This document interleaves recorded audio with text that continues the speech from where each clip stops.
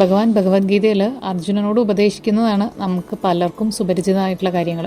പക്ഷെ അതുപോലെ തന്നെ ഭഗവാൻ ഉദ്ധവരേത്ത് കുറച്ച് കാര്യങ്ങൾ പറയുന്നുണ്ട്. അത് നമുക്ക് എന്താണെന്ന് നോക്കാം.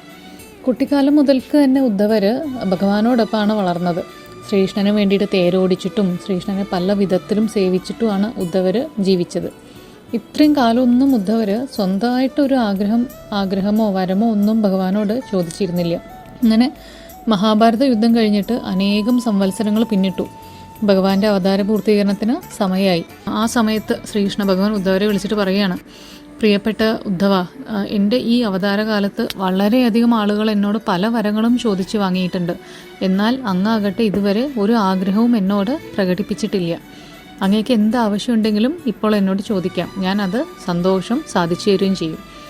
അങ്ങേക്ക് കൂടി ഒരു നല്ല കാര്യം ചെയ്തു തന്ന സംതൃപ്തിയോടെ ഞാൻ ഈ അവതാര നാടകം പൂർത്തിയാക്കും. ഉദ്ധവർ ഇതുവരെ ഒന്നും ശ്രീകൃഷ്ണനോട് ആവശ്യപ്പെട്ടിട്ടില്ലെങ്കിലും അദ്ദേഹം കുട്ടിക്കാലം മുതൽ തന്നെ ശ്രീകൃഷ്ണൻ്റെ പ്രകൃതിയും പെരുമാറ്റവും അടുത്ത് കണ്ടറിയുന്നുണ്ടായിരുന്നു. ഇക്കാലം അത്രയും ഭഗവാന്റെ ഉപദേശങ്ങളും പ്രവൃത്തിയും തമ്മിൽ ഒരു പൊരുത്തമില്ലായ്മ അദ്ദേഹത്തിന് തോന്നിയിരുന്നു. അതുകൊണ്ട് തന്നെ അതിനെപ്പറ്റി ഭഗവാനോട് ചോദിക്കണമെന്ന് ചിന്തിക്കുകയും ചെയ്തിരുന്നു. അപ്പോൾ ഏത് ആഗ്രഹവും അറിയിക്കാൻ ആവശ്യപ്പെട്ടപ്പോൾ ഇതൊരു അവസാന അവസരമായിട്ട് കണ്ടിട്ട് ഉദ്ധവരെ ചോദിക്കുകയാണ്, പ്രഭോ, അങ്ങ് എല്ലായ്പ്പോഴും ഞങ്ങളെ ധർമ്മത്തെ മുൻനിർത്തി ജീവിക്കാൻ ഉദ്ബോധിപ്പിച്ചു. എന്നാൽ അതിനെല്ലാം വ്യത്യസ്തമായിട്ടാണ് അങ്ങ് മറ്റൊരു പ്രകാരം ജീവിച്ചത്. മഹാഭാരതം എന്ന മായാ നാടകത്തിൽ അങ്ങയുടെ പങ്കും അങ്ങയുടെ പ്രവൃത്തിയും ഒന്നും എനിക്ക് മനസ്സിലാക്കാൻ കഴിയുന്നില്ല. അങ്ങയുടെ പല പ്രവൃത്തികളുടെയും കാരണം അറിയണമെന്ന് എനിക്ക് ഇപ്പോഴും ആഗ്രഹമുണ്ട്. അങ്ങ് എൻ്റെ ഈ ആഗ്രഹം സാധിച്ചു തരുമോ ചോദിക്കുകയാണ്.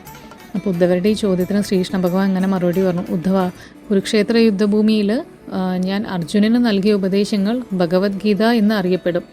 അതുപോലെ ഇന്ന് അങ്ങയുടെ ചോദ്യങ്ങൾക്ക് മറുപടിയായിട്ട് ഇപ്പോൾ ഞാൻ പറയുന്ന വരികൾ ഉദ്ധവഗീത എന്ന പേരിൽ ലോകമെങ്ങും അറിയപ്പെടും. ഈ കാരണം കൊണ്ട് തന്നെയാണ് ഞാൻ അങ്ങേക്ക് ഈ അവസരം തരുന്നത്. യാതൊരു മടിയും കൂടാണ്ട് ചോദ്യങ്ങൾ ചോദിച്ചോളൂ പറഞ്ഞു. ശ്രീകൃഷ്ണൻ്റെ ഈ മറുപടി കേട്ടിട്ട് ഉദ്ധവർ തൻ്റെ ചോദ്യങ്ങൾ ചോദിക്കാൻ തുടങ്ങി. കൃഷ്ണ, ആരാണ് യഥാർത്ഥ സുഹൃത്ത്?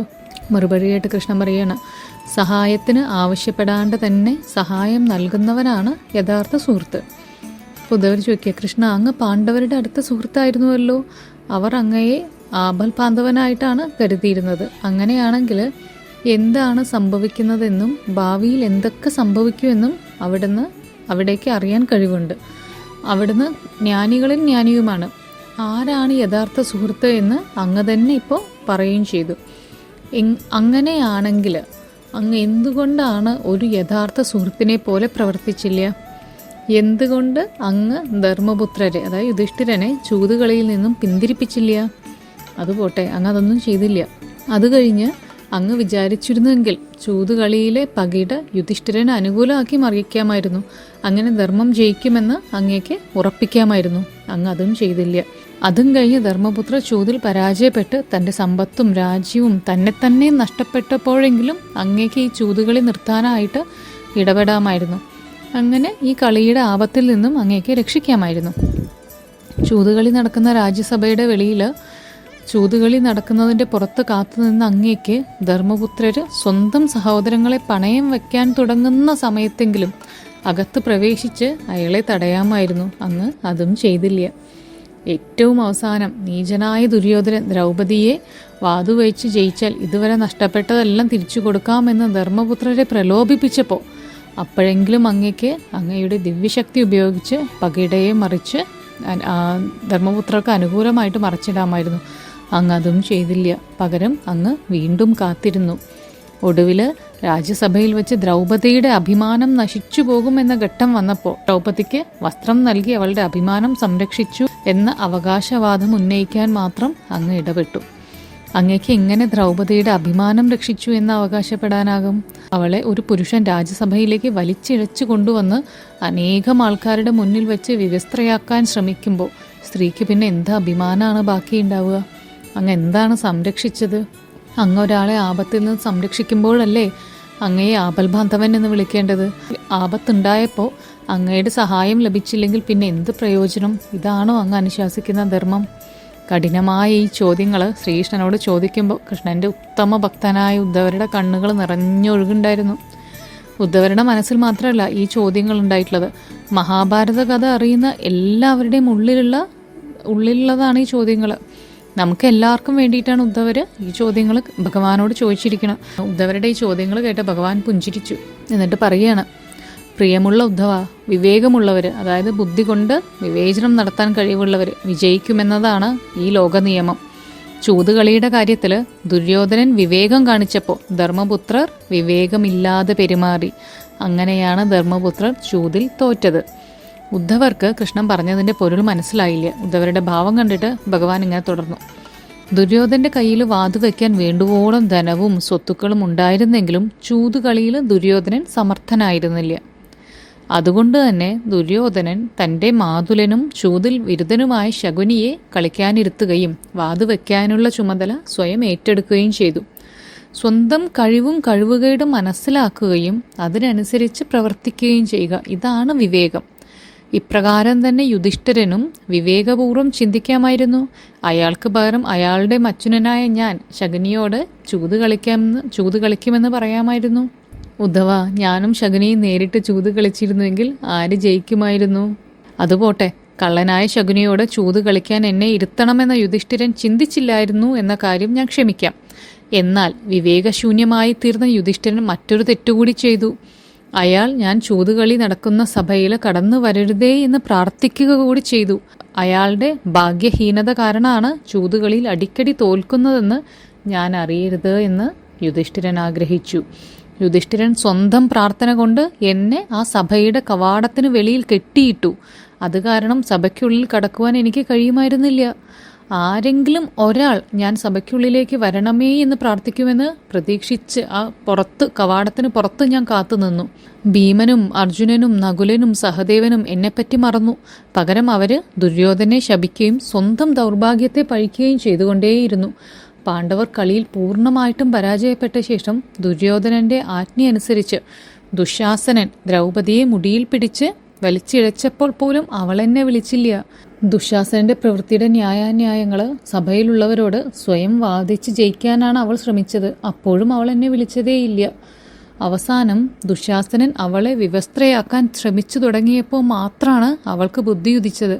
അവൾ സ്വന്തം കഴിവിലുള്ള അമിത വിശ്വാസം ഉപേക്ഷിച്ച് കൃഷ്ണ കൃഷ്ണ അഭയം തരണേ എന്ന് ഉറക്കെ എന്നെ വിളിച്ച് പ്രാർത്ഥിച്ചു. അതുവരെ സഭയിൽ കടക്കരുതേ എന്ന പ്രാർത്ഥനയാൽ തളച്ചു കിടക്കപ്പെട്ടിരുന്ന എനിക്ക് അപ്പോഴാണ് സഭയിൽ പ്രവേശിക്കാനും ദ്രൗപദിയുടെ അഭിമാനം രക്ഷിക്കാനുമുള്ള അവസരം കിട്ടിയുള്ളൂ. എന്നെ വിളിച്ച ഉടനെ ഞാൻ സഭയിലെത്തി ദ്രൗപദിയുടെ അഭിമാനം സംരക്ഷിച്ചു. ഇതിൽ കൂടുതൽ എനിക്ക് എന്തു ചെയ്യാൻ കഴിയും? ഇവിടെ ഞാൻ എന്ത് തെറ്റാണ് ചെയ്തത്? കൃഷ്ണൻ ഈ ചോദ്യത്തിൽ തൻ്റെ മറുപടി അവസാനിപ്പിച്ചു. അപ്പോൾ ഉദ്ധവർ പറയാണ്, നല്ല വിശദീകരണം കണ്ണ, എനിക്ക് ഇപ്പോൾ കൂടുതൽ മനസ്സിലായി. എങ്കിലും എൻ്റെ സംശയങ്ങൾ പൂർണ്ണമായിട്ടും തീർന്നിട്ടില്ല. ഞാൻ മറ്റൊന്നുകൂടി ചോദിക്കട്ടെ? കൃഷ്ണൻ ചോദിക്കാൻ പറഞ്ഞു. അപ്പോൾ ഉദ്ധവർ ചോദിക്കുകയാണ്, ഇപ്പോൾ പറഞ്ഞത് ശരിയാണെങ്കിൽ അങ്ങയെ വിളിച്ചാൽ മാത്രമേ അങ്ങ് വരികയുള്ളൂ എന്നാണോ അങ്ങ് പറഞ്ഞതിൻ്റെ അർത്ഥം? ആപത്തിൽപ്പെടുന്നവരെ രക്ഷിക്കാനും ധർമ്മം സംരക്ഷിക്കുന്നതിനുമായിട്ട് വിളിക്കാതെ തന്നെ അങ്ങ് വരികയില്ലേ? ഉദ്ധവർ ചോദിക്കുകയാണ്. ശ്രീകൃഷ്ണൻ പുഞ്ചിരിച്ചുകൊണ്ട് ഇപ്രകാരം പറഞ്ഞു, ഉദ്ധവ, ഈ ലോകത്തിൽ എല്ലാവരുടെയും ജീവിതം അവരവരുടെ കർമ്മത്തെ ആശ്രയിച്ചിട്ടാണ് നടക്കുന്നത്. ഓരോരുത്തരുടെയും കർമ്മം ഞാനല്ല നിശ്ചയിക്കുന്നത്. ഒരാളുടെയും കർമ്മത്തിൽ ഞാൻ ഇടപെടാറുമില്ല. ഞാൻ വെറും സാക്ഷി മാത്രമാണ്. ഞാൻ നിന്നോടൊപ്പം അടുത്ത് നിന്നുകൊണ്ട് എന്തൊക്കെ നടക്കുന്നുവോ അവയൊക്കെ നിരീക്ഷിക്കുന്നു എന്നതാണ് എൻ്റെ ധർമ്മം. ഇത് കേട്ട് ഉദ്ധവർ ഇങ്ങനെ പറഞ്ഞു, ശരി കൃഷ്ണ, കൊള്ളാം. അങ്ങനെയാണെങ്കിൽ അങ്ങ് ഞങ്ങളോടൊപ്പം നിന്നുകൊണ്ട് ഞങ്ങൾ ചെയ്യുന്ന എല്ലാ പാപകർമ്മങ്ങളും നിരീക്ഷിക്കുന്നു. ഞങ്ങൾ കൂടുതൽ കൂടുതൽ പാപങ്ങൾ ചെയ്യുമ്പോൾ അങ്ങ് ഞങ്ങളെ നിരീക്ഷിച്ചുകൊണ്ടേയിരിക്കുന്നു. അങ്ങനെ ഞങ്ങളെക്കൊണ്ട് കൂടുതൽ തിന്മകൾ ചെയ്യിച്ച് ഞങ്ങൾ കൂടുതൽ പാപഭാരം ഏറ്റി കഷ്ടത അനുഭവിക്കട്ടെ എന്നാണ് അങ്ങ് ആഗ്രഹിക്കുന്നത്. ഇത് കേട്ട് ശ്രീകൃഷ്ണൻ പറയുകയാണ്, ഉദ്ധവ, അങ്ങയുടെ വാക്കുകളിൽ അടങ്ങിയിട്ടുള്ള ആഴത്തിലുള്ള അർത്ഥം മനസ്സിലാക്കൂ. ഞാൻ എപ്പോഴും സർവം സാക്ഷിയായി തൻ്റെ കൂടെയുണ്ട് എന്ന് ഓരോ നിമിഷവും അറിയുകയും പൂർണ്ണമായും ഉൾക്കൊള്ളുകയും ചെയ്യുന്ന ഒരാളിന് എങ്ങനെ തെറ്റുകളോ തിന്മയോ ചെയ്യാൻ കഴിയും? അങ്ങനെയുള്ള ഒരാൾക്ക് ഒരിക്കലും അധർമ്മം ചെയ്യാൻ കഴിയില്ല. എന്നാൽ പലരും ഈ പരമാർത്ഥം മറക്കുകയും എൻ്റെ അറിവില്ലാണ്ട് അവർക്ക് സ്വയം കാര്യങ്ങൾ ചെയ്യാൻ കഴിയുമെന്ന് വിചാരിക്കുകയും ചെയ്യുന്നു. അങ്ങനെ ചിന്തിക്കുമ്പോഴാണ് വിവേകശൂന്യതയും തെറ്റുകളും തിന്മയും സംഭവിക്കുന്നത്. ഞാനറിയാതെ ചൂത് കളിക്കാൻ കഴിയുമെന്ന് വിചാരിച്ചതാണ് യുധിഷ്ഠിരൻ്റെ ബുദ്ധിശൂന്യത. ഞാൻ എല്ലാവരോടൊപ്പവും സാക്ഷിയായി എപ്പോഴും ഉണ്ടാവുമെന്ന് ധർമ്മപുത്രർ അറിഞ്ഞിരുന്നുവെങ്കിൽ ചൂതുകളിയുടെ ഫലം വേറൊന്നാവുമായിരുന്നില്ലേ? കൃഷ്ണൻ്റെ മാസ്മരികമായ ഈ വിശദീകരണം കേട്ടിട്ട് വാക്കുകൾ കിട്ടാണ്ട് ഭക്തിയിൽ ഒഴുകി ഉദ്ധവർ തളർന്നുപോയി. അവസാനം ഉദ്ധവർ പറഞ്ഞു, കേശവ, എന്തൊരു ആഴമുള്ള തത്വം, എന്തൊരു വലിയ സത്യം. പൂജ നടത്തുന്നതും പ്രാർത്ഥിക്കുന്നതും സഹായത്തിനായി ഈശ്വരനെ വിളിക്കുന്നതെല്ലാം നമ്മുടെ വിശ്വാസമാണ്. ഈ പ്രപഞ്ചത്തിൽ യാതൊന്നും പ്രപഞ്ച സൃഷ്ടാവിൻ്റെ അറിവോടെയല്ലാണ്ട് ഒരു തലനാരിഴ പോലും നീങ്ങുകയില്ല എന്ന് നമ്മൾ പൂർണ്ണമായിട്ട് ഉൾക്കൊണ്ട് കഴിഞ്ഞാൽ പിന്നെ ആ സൃഷ്ടാവിൻ്റെ സാന്നിധ്യം എന്തിലും നമുക്ക് കാണാൻ പറ്റും. ഇത് മറന്നിട്ട് നമുക്ക് എങ്ങനെ പ്രവർത്തിക്കാൻ കഴിയും? ഈ സന്ദേശം തന്നെയാണ് ശ്രീകൃഷ്ണൻ ഭഗവത്ഗീതയിലൂടെ അർജുനന് പറഞ്ഞു കൊടുത്തതും. കുരുക്ഷേത്രത്തിൽ ശ്രീകൃഷ്ണൻ അർജുനൻ്റെ ഉപദേഷ്ടാവും തേരാളിയുമായിരുന്നു. എന്നാൽ അദ്ദേഹം ഒരിക്കലും അർജുനന് വേണ്ടിയിട്ട് യുദ്ധത്തിൽ ആയുധമേറ്റിയില്ല. ഇതിൽ നിന്നും നമ്മൾ അറിയേണ്ടത് പരമമായിട്ടുള്ള ആ ശക്തി അല്ലെങ്കിൽ ആ സർവം സാക്ഷി നമ്മളോടൊപ്പം എപ്പോഴും ഉണ്ട് എന്നുള്ളതാണ്. നമ്മൾ നമ്മുടെ അഹംബോധം വെടിഞ്ഞിട്ട് ആ പരമബോധത്തിൽ ലയിച്ചാൽ മതി. അങ്ങനെ നമ്മൾ നമ്മുടെ പരമമായ സ്വത്വം തിരിച്ചറിയുക. ആ കറയില്ലാത്ത സ്നേഹവും ആ പരമമായ ആനന്ദവും ഈശ്വരൻ നമ്മുടെ ഉള്ളിൽ എപ്പോഴും ഉണ്ടെന്ന് അറിയുക. നന്മ ചെയ്യുമ്പോഴും തിന്മ ചെയ്യുമ്പോഴും ഒക്കെ ഈശ്വരൻ കണ്ടുകൊണ്ടിരിക്കുന്നുണ്ട് എന്നുള്ളതും എപ്പോഴും ഓർക്കുക.